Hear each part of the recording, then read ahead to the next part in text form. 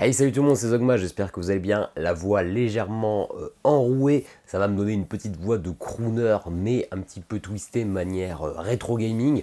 Aujourd'hui, Zogma, à quoi tu joues? On va parler de 4 jeux, on va parler de 2 jeux dont on a déjà parlé sur la chaîne cette semaine, End of Destiny et Atlantis Rising, et 2 jeux dont on n'a pas encore parlé, Libertalia et Freaky Frogs from Outer Space. C'est pas le jeu le plus facile à dire. Comme d'habitude, n'hésitez pas à aller sur le timer de la vidéo pour aller directement au jeu qui vous intéresse. Et puis sinon, c'est parti. Et bien, commençons par ceux qui ne prennent pas beaucoup de place, les jeux uniquement solo. The End of Destiny, la localisation de Bad Boom Games, un jeu de Joe Kliffel et il me semble également illustré par ses soins. Pas du tout d'ailleurs, c'est écrit derrière, illustré par George Vélez et John Merchant, c'est juste qu'ils n'ont pas mis leur nom au devant de la boîte.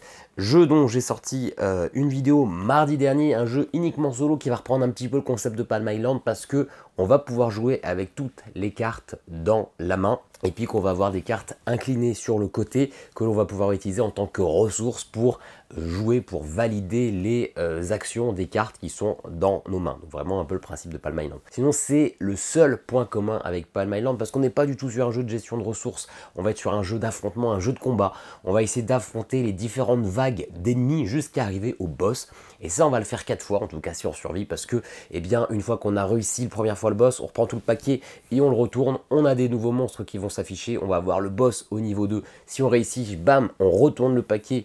Nouvelle version du boss et nouveaux adversaires différents. Et si on réussit une dernière fois, tac, on retourne et on voit le dernier quart de monstre que l'on n'avait pas rencontré et le boss. Ce qui fait que vous verrez tous les mêmes monstres à chaque partie. Mais ce qui va changer et qui fait que la mise en place va être assez différente, vous mélangez vos cartes, un peu pêle-mêle, etc. Et quand vous jouez, vous avez toujours une carte dans la main droite, qui est la carte l'ennemi frontal, et une carte dans la main gauche. Vous avez même tout le deck, mais une carte qui est visible dans la main gauche et qui est l'ennemi en seconde ligne.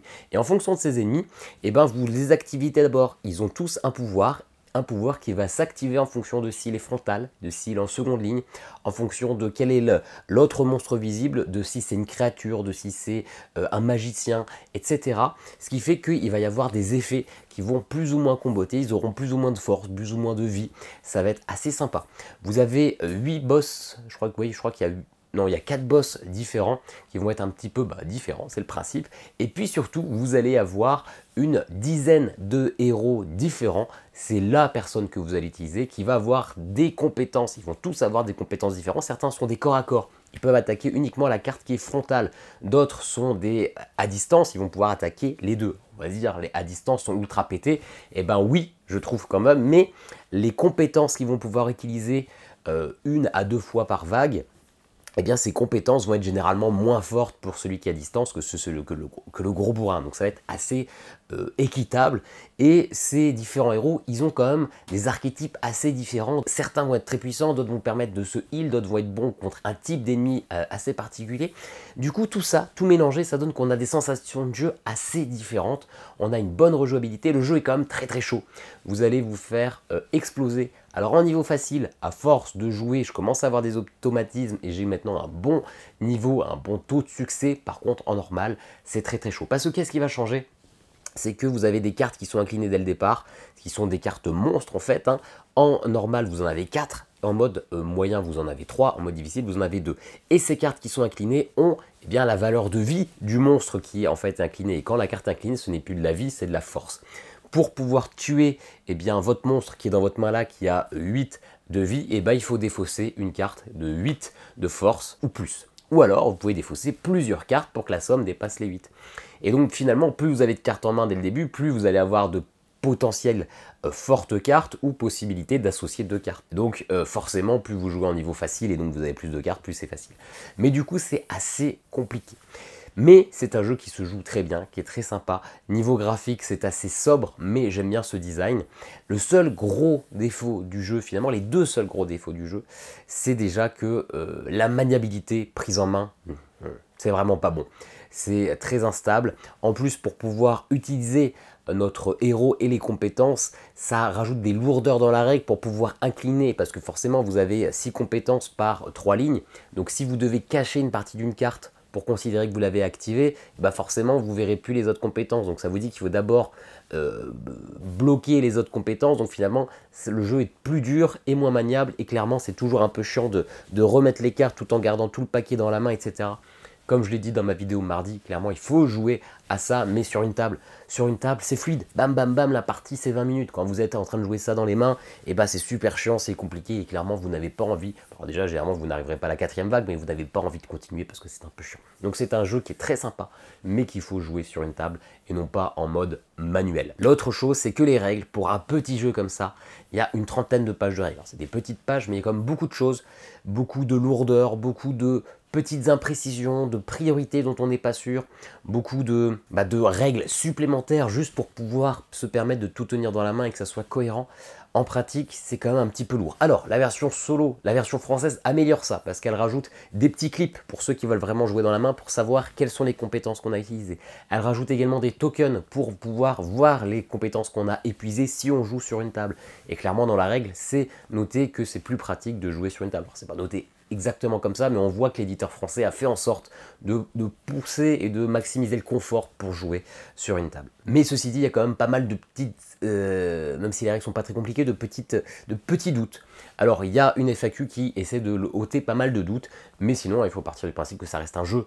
Vous faites un peu ce que vous voulez. Si vous avez un doute, et ben vous vous appropriez un petit peu les règles. Mais il faut le signaler, les règles sont un petit peu lourdes pour un jeu qui se veut simple, et la maniabilité en main, la maniabilité quoi, est pas folle. Sinon, à part ça, si vous jouez sur une table, vous avez un bon petit jeu avec finalement assez peu de vraies stratégies, parce que quand vous avez des cartes en main, bah, vous avez finalement assez peu le choix. Est-ce que vous pouvez battre le monstre ou est-ce que vous ne pouvez pas? Et dans ce cas-là, si vous ne pouvez pas, bah, vous regardez vos compétences. Donc assez peu de stratégie. Donc vous n'attendez pas un truc ultra profond, mais ceci dit, c'est ultra plaisant. On a une belle rejouabilité, on a vraiment des sensations différentes en fonction du héros.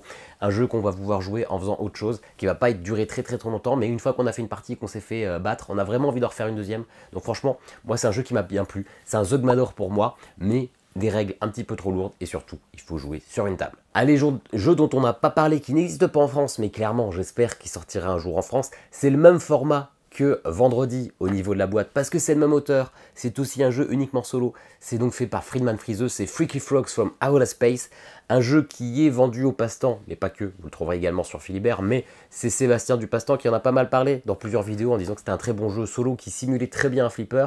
Et donc, bah, je me suis dit, je vais lui faire confiance, même si j'avais un peu de mal à croire qu'un jeu de cartes pouvait simuler des sensations de flipper, parce que c'est un jeu de cartes, rien de plus. Et s'il y a une chose que je peux dire, c'est que oui, c'est ultra bien ressenti au niveau du flipper. Alors, vous avez quand même pas mal de règles, c'est le gros défaut du jeu. Vous avez également une trentaine de pages, un peu plus longues, en anglais, bon, pas en anglais très compliqué, où il y a pas mal de choses, parce que le jeu c'est vraiment une simulation très précise du flipper. Donc tout ce que vous allez pouvoir faire sur un flipper, un peu tricher en bougeant la table, tous les petits combos qui existent, le fait d'avoir un autosave en début de manche, le fait d'avoir les récupérations dans les gouttières qui peuvent se débloquer, il y a beaucoup de choses, du coup plein de micro-règles qui peuvent plus ou moins s'activer.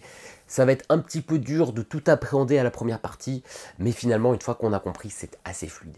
Vous avez en aide de jeu un poster et une petite bille, une petite balle en token, histoire de simuler le déplacement de la balle, parce que forcément, en fonction de si la balle descend, elle ne va pas pouvoir aller n'importe où, donc vous n'allez pas pouvoir jouer n'importe quelle carte, parce que les cartes que vous avez en main, ce sont les différents endroits, les différents bonus que vous allez pouvoir débloquer sur Flipper. Donc si la balle part à gauche, dans la sensation de jeu, vous ne pouvez pas activer un bonus de droite.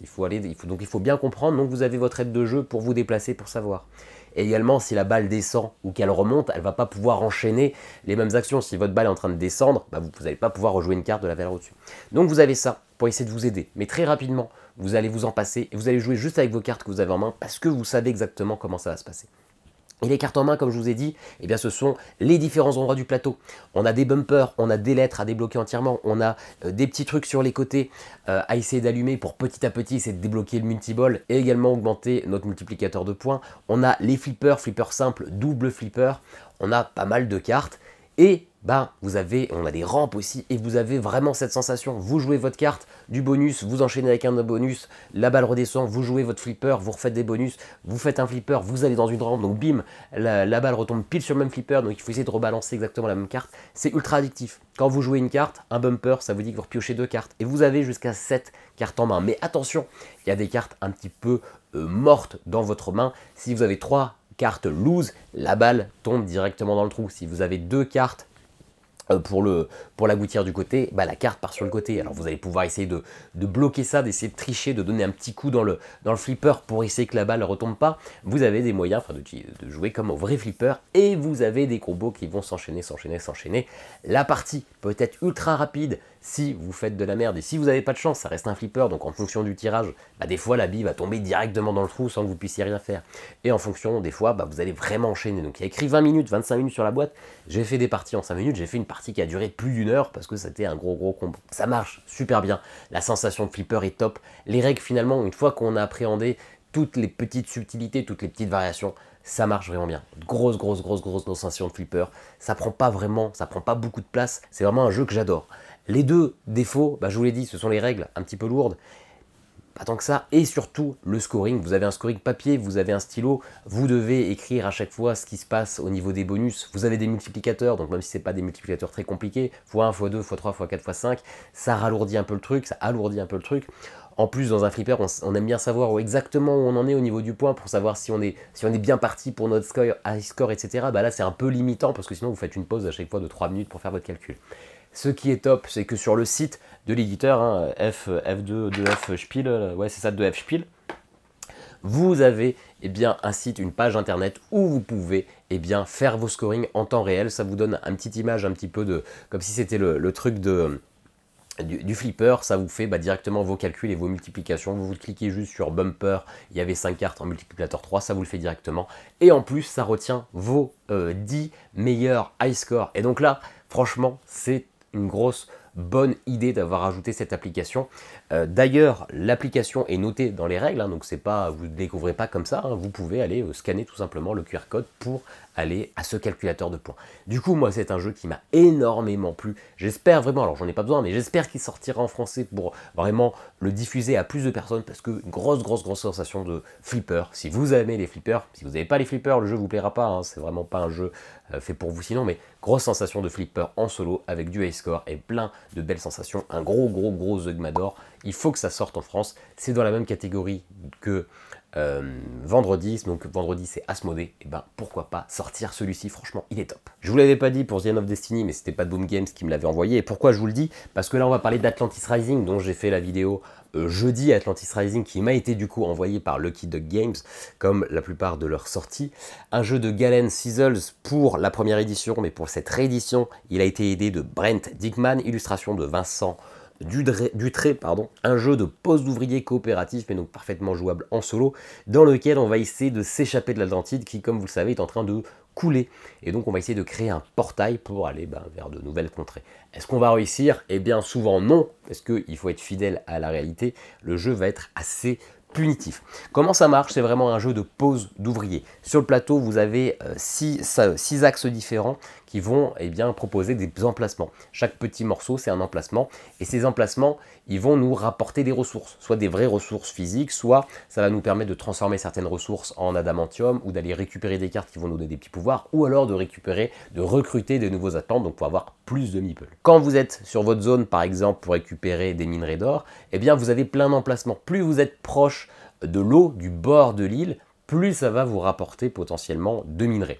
Mais à chaque tour, vous allez tirer des cartes cataclysmes qui vont vous dire, tout simplement, montagne, ça veut dire que vous noyez, vous submergez la tuile montagne la plus au bord. Et donc potentiellement que si vous allez essayer de forcer le destin pour récupérer un peu plus de ressources, vous allez vous faire ingurgiter vos Atlantes. C'est pas grave, vous les récupérez pour le prochain tour, mais là, vous ne pouvez pas récupérer leur bonus. Il y a aussi quelques cartes un peu fun dans ce deck de calamité qui vont vous dire, vous submergez cette fois-ci 3 tuiles, mais celles de votre choix, ou alors mer calme, il ne va rien se passer, ou alors vous perdez certaines cartes des livres de la bibliothèque, etc. Enfin, c'est pas que des cartes qui vous disent vous retournez tel truc, il y a quelques petits trucs qui sont assez sympas. En jouant solo, vous jouez autant de meeples que si vous étiez deux.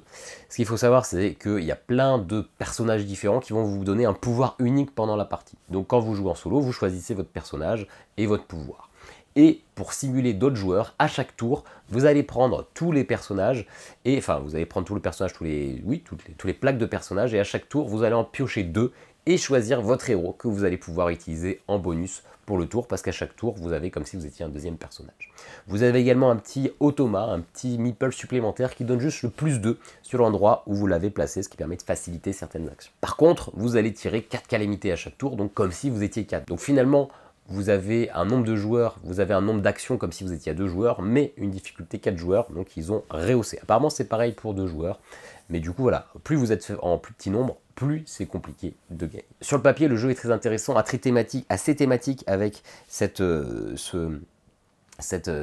naufrage, cette inondation de l'île. Le jeu est assez beau, on a pas mal de matériel qualitatif, on a vraiment des... Voilà, c'est pas juste des tokens en carton, on a vraiment des beaux minerais, on a des vraies barres d'adamantium, on a des espèces de billes transparentes, là, comme on fait comme on met dans le fond des aquariums pour certaines ressources énergétiques. Le matériel est vraiment top. Le fait de retourner l'île, ça marche bien. On voit vraiment en cours de route que les taux se resserrent, que ça va être compliqué.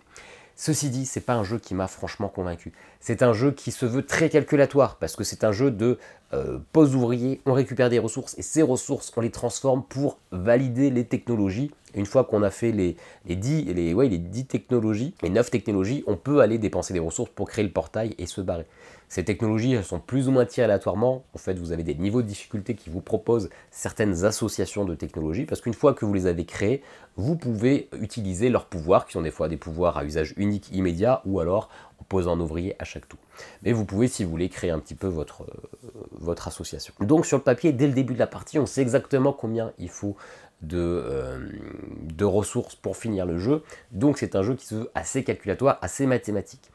Le problème, c'est que vous allez être rempli d'aléas, parce que à chaque fois que vous posez votre pion pour récupérer une ressource, ça vous dit il faut réussir à faire plus que 3 pour récupérer la ressource. Et plus vous approchez du centre de l'île, plus ça va être difficile. Donc ça veut dire qu'il va falloir faire 4 pour récupérer une ressource, ou plus de 5 ou 6 pour récupérer la ressource. Donc finalement, dans un jeu qui se veut très mathématique, on va rajouter des lancers de dés à tire-larigot. Donc en fonction de votre chance, eh bien ça va totalement impacter votre victoire. Vous n'avez pas moyen de vous la jouer sécure et réussir. Vous êtes obligé d'aller forcer la zone la plus extrême si vous voulez être sûr de gagner. Et c'est ça le problème, c'est que finalement vous n'avez pas de contrôle. Ça aurait été rigolo que ça soit vraiment que ce deck calamité qui nous tombe sur la tronche, d'avoir peut-être un peu moins de cartes qui nous disent directement vous retournez la montagne, peut-être plus de cartes un peu plus méchantes, mais on va avoir l'impression que c'est cette fatalité des dieux qui se retourne contre nous et non pas juste la malchance des dés. Comme je l'ai déjà dit dans la vidéo de jeudi dernier, on déplace juste la chance, parce que dans les deux cas, il y a de l'aléa, mais on n'a pas la même sensation. Voir que c'est le deck qui est méchant contre nous, bah, c'est rigolo. Avoir l'impression qu'on frate tous nos lancers de dés, alors que sur le principe, on a la bonne stratégie, bah ça, c'est frustrant. Et donc c'est un jeu qui, pour le coup, m'a pas forcément plu. J'aime beaucoup l'idée, j'aime beaucoup la mécanique, mais clairement, une fois qu'on a fait une ou deux parties, on a un peu fait le tour, parce que déjà, la rejouabilité n'est pas folle. La rejouabilité va dépendre de notre lancer de dés et de ce deck calamité, mais toutes les parties vont se ressembler un petit peu. Mais surtout, eh ben, c'est frustrant de ne pas pouvoir faire ce qu'on veut, parce qu'on foire nos lancers de dés, ou alors on les réussit, mais il n'y a pas... Alors, il y a moyen de mitiger un petit peu, mais pas assez à mon goût. Et c'est probablement un jeu qui est meilleur tout seul qu'à 4 joueurs, parce que finalement, c'est un jeu coop, où comme on a tout qui est visible, eh bien, il y a un gros effet alpha, un gros effet leader, donc moins vous êtes à jouer, mieux ça se passe, mais clairement, eh ben, je pense que ça manque de fun. Voilà, on est trop soumis, il y a trop de chance, trop d'aléas suite à ces lancers de dés pour avoir des ressources. Donc pour moi, c'est un Zogma de bronze, pardon, j'ai bafouillé, c'est beau, il y a une belle idée, mais je pense que c'est pas pour tout le monde et que je suis pas sûr que ça soit un jeu qui va rester dans les mémoires. Allez, dernier jeu, je ne sais pas si j'en ai déjà parlé sur la chaîne, peut-être dans mon premier top des jeux solo. Il s'agit de Libertalia, les vents de Gallecrest. Et les vents de Gallecrest, c'est important que ça soit cette édition et pas la première, parce que oui, vous le savez sûrement, c'est une réédition. Libertalia, un jeu créé par Paolo Mori, illustré par Lamaro Smith, localisé par Matago. C'est un des premiers jeux solo auxquels j'ai joué, que j'ai dans ma ludothèque. C'est d'ailleurs un jeu dont je n'ai pas joué en solo cette semaine, j'y ai joué à 2 joueurs, mais c'était l'occasion de vous en parler pour le solo. C'est un de mes jeux préférés, un jeu que j'aime beaucoup. Et pourquoi il faut à tout prix cette version? Parce que c'est une réédition, c'est un jeu normalement à 3 joueurs au plus, et cette nouvelle réédition propose une variante 2 joueurs et une version solo. Variante solo qui pour moi meilleure que la variante 2 joueurs, mais franchement, 2 joueurs ça marche bien. Comment ça marche? On va être des explorateurs, anciennement des pirates, et on va partir à explorer pour essayer de récupérer des trésors. On va faire 3 voyages différents, c'est-à-dire 3 manches. Un voyage va être constitué d'un certain nombre de jours, donc de tours de jeu. On va dire que le premier voyage c'est 4 jours. C'est pas qu'on va dire, c'est que le premier voyage c'est 4 jours. On a un sac avec plein de jetons dedans, des trésors, qu'on va pouvoir tirer 3 par 3. À chaque jour, il y a 3 trésors. Et ces trésors vont être plus ou moins sympas. Ça peut être un coffre au trésor qui nous donne 5 pièces. Les pièces, c'est l'équivalent des points de victoire, celui qui a le plus de pièces à la fin de la partie à gagner. Ça peut être des choses juste activer certains bonus, ou ça peut être des fois des reliques maudites qui vont vous faire perdre de l'argent. Donc tous les trésors que vous allez pouvoir récupérer ne se valent pas, donc il va falloir essayer d'être le premier à récupérer ce trésor. Vous avez un deck de cartes, un deck de 7 cartes je crois, et tout le monde, tous les joueurs, ou l'automa, a exactement les mêmes cartes au départ. Ces cartes-là, elles ont une valeur, un chiffre, une valeur de priorité et un pouvoir. Quand vous jouez votre carte, vous la jouez face cachée, vous attendez que tout le monde a choisi son action et vous jouez votre carte. Celui qui met la valeur de priorité la plus faible va se placer à gauche du tableau. C'est le premier qui va jouer son pouvoir. On active tous les pouvoirs, donc en commençant de 1 jusqu'à 40. Les pouvoirs, finalement, plus vous avez une petite valeur, et donc vous allez faire votre action en premier, plus cette action va être forte. Plus vous avez une grosse valeur, plus votre action va être faible. Pourquoi? Parce qu'une fois qu'on a tous fait nos actions, on arrive à la phase de fin de journée, où du coup la carte de la valeur la plus forte va choisir en premier le trésor sur le plateau. Donc des fois ça va être intéressant de mettre une grosse carte avec un effet peut-être un peu faible, parce que vous voulez récupérer le trésor et que vous ne voulez surtout pas les reliques qui sont négatives, qui sont surtout là. Ou alors des fois il y a des tours un petit peu random, où vous en fichez un petit peu, du coup vous allez plutôt jouer sur les effets un petit peu malsains, un petit peu coquins. Une fois que vous avez récupéré du coup les trésors, et ben vous ramenez votre navigateur dans votre bateau, et il y a peut-être une phase de nuit, parce qu'il y a certains personnages qui auront un effet de fin de tour, qui vont dire que plus vous avez de joueurs de telle force, plus vous gagnez d'argent, plus vous avez de tel trésor, vous gagnez tel truc. Et donc ça, on va le faire sur les 4 tours. À la fin des 4 tours, on va compter tout notre argent et le mettre dans le trésor. On repart de zéro, on repart pour la deuxième manche avec eh bien, une nouvelle somme de départ qui va dépendre, bon bref, d'une réputation.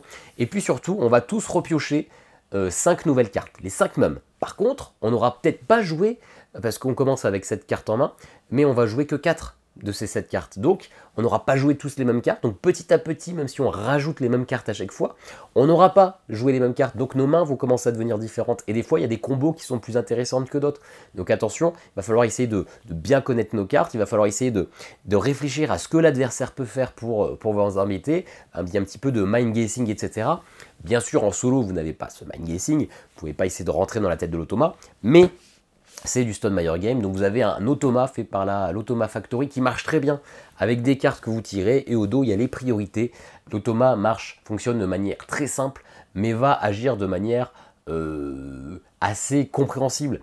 On sait forcément qu'il va vouloir prendre les bons bonus et pas les mauvais bonus, mais vous allez des fois être un petit peu surpris par ces effets qu'il va faire. Et comme c'est plus intéressant de jouer à 3 qu'à 2 joueurs, et bien vous avez un troisième deck où vous allez tirer totalement aléatoirement la carte de ce deck qui va du coup faire que peut-être qu'à cause de cette carte-là, vous n'allez pas choisir en premier mais en deuxième ou que votre effet ne se déclenchera pas tout seul. Donc ça rajoute un petit peu d'aléa et un petit peu de fun. Un jeu qui marche très bien en solo. En mode de joueur, ça marche aussi très bien. Il va y avoir une petite carte centrale qui va créer un peu d'interaction parce qu'on va pouvoir défausser les trésors et empêcher l'autre de prendre ce qu'il veut, donc c'est un petit peu plus taquin, mais franchement un jeu qui est très beau, plaisir de manipulation d'aller chercher ces trésors dans le sac et de les poser, des réflexions, des combos, un jeu qui est assez accessible. Clairement Libertalia pour moi c'est un Zogmador, c'est toujours un plaisir de jouer, je n'y joue pas si régulièrement que ça, mais à chaque fois que j'y joue, et ben gros plaisir. Voilà, donc c'est quand même plutôt une bonne semaine. 3 Zogmador, il y a juste Atlantis Rising qui m'a relativement déçu. Dites-moi ce que vous pensez de ces 4 jeux, est-ce que vous y avez joué? Lequel est votre préféré? Est-ce que vous allez essayer de vous en procurer un? D'ailleurs, merci à tous ceux qui cliquent sur mes liens affiliés, vous êtes toujours de plus en plus nombreux. Merci beaucoup, ça me permet notamment, grâce à vous, j'ai pu me procurer, payé parce que je ne l'ai pas encore reçu, ISS Vanguard qui coûte 150 €, mais grâce à tous vos dons, c'était ce que j'ai pu gagner au mois d'avril grâce à vos, enfin c'est pas vos dons, à vos liens, à vos clics sur les liens affiliés, c'était 150 €, donc ça m'a permis de payer tout pile ISS Vanguard, donc merci, c'était un beau cadeau d'anniversaire. N'hésitez pas à vous abonner, à commenter, et puis nous on se dit à très bientôt pour une nouvelle vidéo. Ciao ciao.